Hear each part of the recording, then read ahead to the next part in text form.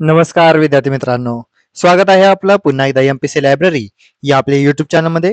विद्यार्थी मित्रांनो, आज आहे 1 मे 2026. सर्वांना महाराष्ट्र दिनाच्या खूप खूप शुभेच्छा. आज आपण पाहणार आहोत COP33 2028 यामध्ये भारताने यजमानपदाचा प्रस्ताव हा मागे घेतलेला आहे. या संदर्भात माहिती. डॉक्टर अतनु नाथ यांना नुकताच विज्ञानाचा ऑस्कर या पुरस्काराने सन्मानित करण्यात आलेले आहे. या संदर्भात माहिती.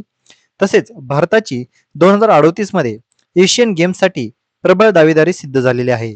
या संदर्भात देखील आपण आज माहिती पाहणार आहोत. त्यामुळे या संपूर्ण महत्त्वपूर्ण चालू घडामोडी व्यवस्थितपणे समजून घेण्यासाठी व्हिडिओ शेवटपर्यंत अवश्य पहा. सर्वप्रथम कालचा एक प्रश्न. काल व्हिडिओच्या शेवटी मी तुम्हाला एक प्रश्न विचारलेला होता. बायोडिझेल मानकांमध्ये कोणता बदल प्रस्तावित आहे? तर याचे योग्य उत्तर होतं पर्याय क्रमांक 2, B10 वरून B100. आता आपण आजच्या दिनविशेषकडे वळूया. आज आहे 1 मे. आपल्याला माहिती आहे 1 मे हा दिवस संपूर्ण महाराष्ट्रामध्ये महाराष्ट्र दिन म्हणून साजरा केला जातो. महाराष्ट्र राज्याची स्थापना 1 मे 1960 या दिवशी झालेली होती आणि हे भारताचे 18वे राज्य झालेले होते. यामध्ये एकूण हुतात्मे होते 106. तसेच 1 मे हा दिवस आंतरराष्ट्रीय कामगार दिन म्हणून देखील साजरा केला जातो. कारण 1 मे 1886 या दिवशी शिकागो कामगार संप हा घडलेला होता. 2026 ची म्हणजे यावर्षीची थीम आहे इन्शुअरिंग अ हेल्दी सायकोसोशियल वर्किंग एन्व्हायरमेंट, म्हणजेच कामाच्या ठिकाणी निकोप मनोसामाजिक वातावरण सुनिश्चित करणे. 1 मे 1960 याच दिवशी वसंतराव नाईक समिती ही पंचायत शासनासाठी स्थापन केली गेली होती. 1 मे 2016 प्रधानमंत्री उज्ज्वला योजना याची सुरुवात देखील आजच्या दिवशी झालेली होती. 1 मे 1882 आर्य महिला समाजाची पंडित रमाबाई यांच्या पुढाकाराने पुणे येथे स्थापना झालेली होती. तसेच 1 मे 1897 रामकृष्ण मिशनची सुरुवात देखील स्वामी विवेकानंदांनी या आजच्या दिवशी केलेली होती. तर विद्यार्थी मित्रांनो, या होत्या आजचे दिनविशेष. आता आपण आजच्या चालू घडामोडींना सविस्तरपणे जाणून घ्यायला सुरुवात करूया. प्रश्न क्रमांक पहिला. 2038 एशियन गेम्स साठी भारतातील संभाव्य यजमान शहर हे कोणते आहे? तर याचे योग्य उत्तर आहे पर्याय क्रमांक 2, अहमदाबाद. भारताची 2038 एशियन गेम्ससाठी दमदार दावेदारी सिद्ध झालेली आहे. भारताने 2038 एशियन गेम्स आयोजित करण्यासाठी अधिकृत एक्सप्रेशन ऑफ इंटरेस्ट सादर करून जागतिक क्रीडा क्षेत्रामध्ये मोठी झेप घेण्याची तयारी सुरू केलेली आहे. यातील मुख्य मुद्दे म्हणजे काय?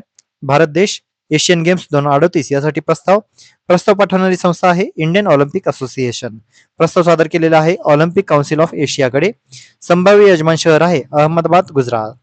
OCA ची टीम भारताच्या तयारीची पाहणी करणार आणि अंतिम निर्णय याचा 2028च्या आसपास अपेक्षित आहे.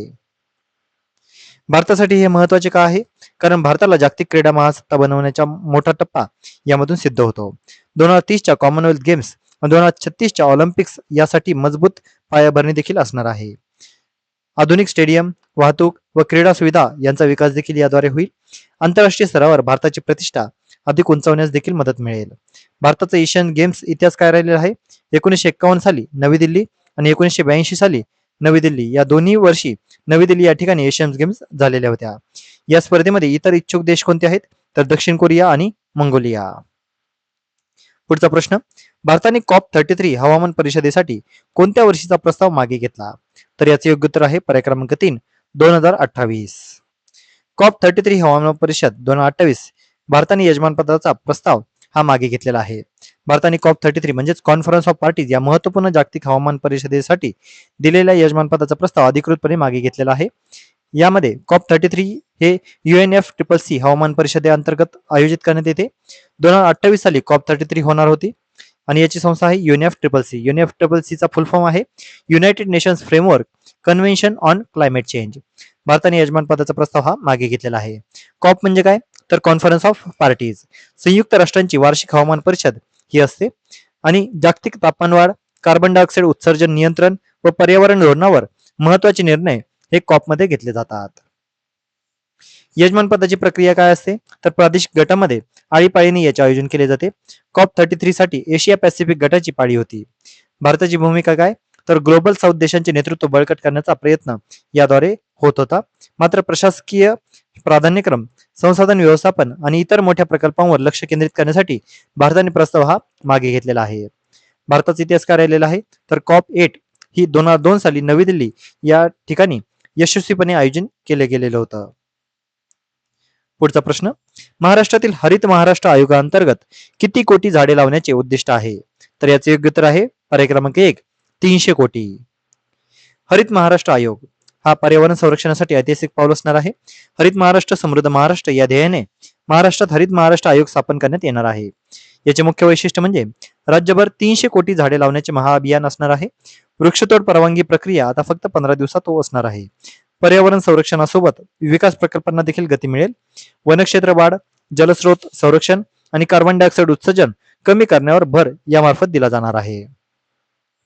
आयोगाचे उद्दिष्ट काय असणार आहेत? तर मोठ्या प्रमाणावर वृक्ष लागवड नियोजन व अंमलबजावणी, हवामान बदल नियंत्रण, पर्यावरणीय संतुलन राखणे आणि स्थानिक रोजगार निर्मिती ही आयोगाची उद्दिष्टे असणार आहेत.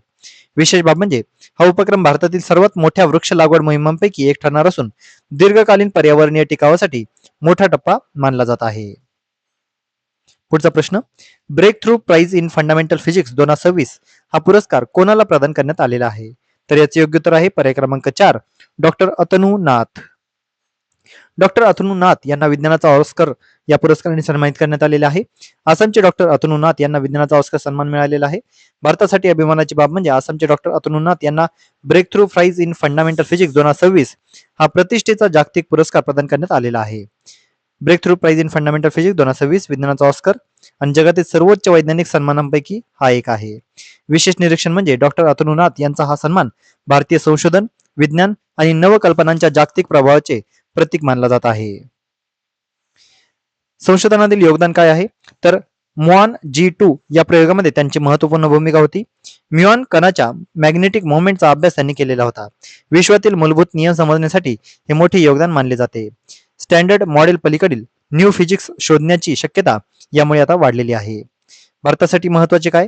तर भारतीय वैज्ञानिकांची जागतिक स्तरावर वाढती ओळख, आसामसाठी अभिमानाचा क्षण आणि भारताच्या वैज्ञानिक क्षमतेची आंतरराष्ट्रीय नोंद याद्वारे झालेली आहे. पुढचा प्रश्न, महाराष्ट्रातील खाजगी विद्यापीठ धोरणासाठी स्थापन समितीचे अध्यक्ष कोण आहेत? तर याचे योग्य उत्तर आहे पर्याय क्रमांक 2, डॉक्टर भूषण पटवर्धन. महाराष्ट्रात खाजगी विद्यापीठ धोरणासाठी एक तज्ञ समिती आयोजित केलेली आहे. महाराष्ट्रात खाजगी विद्यापीठ धोरणासाठी तज्ञ समिती स्थापन, राज्यातील अशासकीय अनुदानित महाविद्यालयांचे खाजगी विद्यापीठांमध्ये रूपांतर करण्यासाठी उच्च व तंत्र शिक्षण विभागाने महत्वपूर्ण पाऊल उचललेले आहे. याचे अध्यक्ष आहेत डॉक्टर भूषण पटवर्धन. हे माजी उपाध्यक्ष आहेत UGCचे. समितीला अहवाल सादर करण्यासाठी 2 महिन्यांची मुदत मिळालेली आहे. समितीत उच्च व तंत्र शिक्षण विभागाचे वरिष्ठ अधिकारी, उच्च शिक्षण संचालक आणि पुणे विभागाचे सहसंचालक यांचा समावेश आहे. याचा उद्देश काय? तर उच्च शिक्षण संस्थांना अधिक स्वायत्तता देत राज्यातील शिक्षण व्यवस्थेचा दर्जा उंचावणे. समितीचे मुख्य उद्दिष्ट काय? तर खाजगी विद्यापीठ रूपांतरासाठी शैक्षणिक, आर्थिक, तांत्रिक व प्रशासकीय निकष निश्चित करणे, पायाभूत सुविधा, संशोधन दर्जा व शैक्षणिक गुणवत्ता तपासणे, तसेच सरकारी जमीन, वेतन अनुदान, PF व कर्मचाऱ्यांसोबत धोरण ठरविणे, आरक्षण, शुल्क नियंत्रण व सर्वसामान्य विद्यार्थ्यांच्या हिताचे मार्गदर्शक तत्वे सुचवणे, तसेच राष्ट्रीय शिक्षण धोरणानुसार बहुविद्याशाखीय संस्थांची व्यवहार्यता तपासणे हे या समितीचे मुख्य उद्दिष्ट असणार आहे. त्यामुळे लक्षात घ्या, महाराष्ट्रात खाजगी विद्यापीठ धोरणासाठी तज्ञ समिती नेमलेली आहे आणि याचे अध्यक्ष आहेत डॉक्टर भूषण पटवर्धन. तर विद्यार्थी मित्रांनो, या होत्या आजच्या चालू घडामोडी. आजच्या महत्वपूर्ण चालू घडामोडीवर आधारित मी आता एक प्रश्न विचारणार आहे, ज्याचं उत्तर तुम्ही सर्वांनी आता कमेंटमध्ये द्यायचं आहे. प्रश्न आहे, COP33 ही परिषद कोणत्या संस्थेशी संबंधित आहे? अतिशय सोपा प्रश्न आहे. यासाठीचे पर्याय आहेत युनेस्को, WHO, IMF की UNFCCC. तर विद्यार्थी मित्रांनो, तुम्ही सर्वांनी आता या प्रश्नाचे योग्य उत्तर कमेंटमध्ये द्यायचं आहे. जे कोणीही विद्यार्थी या प्रश्नाचे योग्य उत्तर कमेंटमध्ये देतील त्याच्या कमेंटला नक्कीच लाईक देखील देण्यात येईल. तर विद्यार्थी मित्रांनो, या होत्या चालू घडामोडी. तर अशाच अधिकाधिक इन्फॉर्मेटिव्ह कंटेंटसाठी आपले MPC लायब्ररी या YouTube चॅनलला सबस्क्राईब आणि शेअर करायला अजिबात विसरू नका. धन्यवाद.